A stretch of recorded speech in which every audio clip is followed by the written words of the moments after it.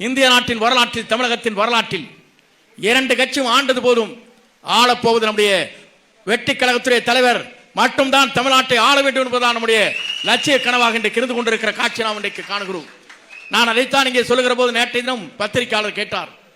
அப்போது நான் குறிப்பிட்டு சொன்னேன், தேர்தல் களத்திலே தேர்தலை அறிவித்ததற்கு பிறகு தேர்தல் நாட்கள் வருகிற போது காலை 10 மணிக்கு நம்முடைய வெற்றி களத்திலே தலைவர் வெற்றி விட்டார் என்ற வரலாற்றை உருவாக்குற காலமாக அந்த காலம் அமையும்.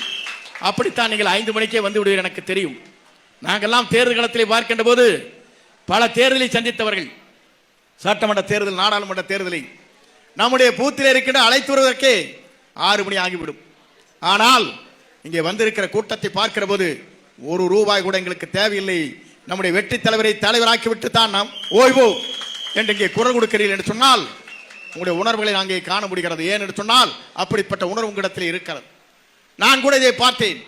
நேற்று நிகழ்ச்சி மட்டுமல்ல, பல நிகழ்ச்சியை காணுகிற போது தலைவர் வருகிறார், எங்கே வருகிறார் என்று காத்துக் கொண்டிருக்கிற மக்களை நாம் காணுகிறோம்.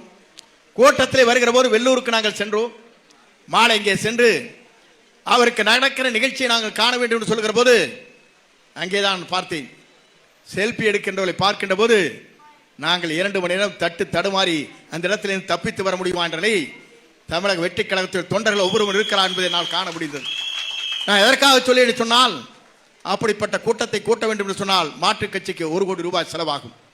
₹1 கூட செலவு செய்யாமல் பம்பரமாக சுரண்டு கொண்டிருக்கிற தொண்டர்கள் இங்கே இருக்கிறார் என்பதை என்னால் காண முடிந்தது. ஏன் என்று சொன்னால், இங்கே சொல்வார்கள் எல்லோரும், நமக்கு தெரியும் மகாபாரத்தில் ஒன்று இருக்கிறது,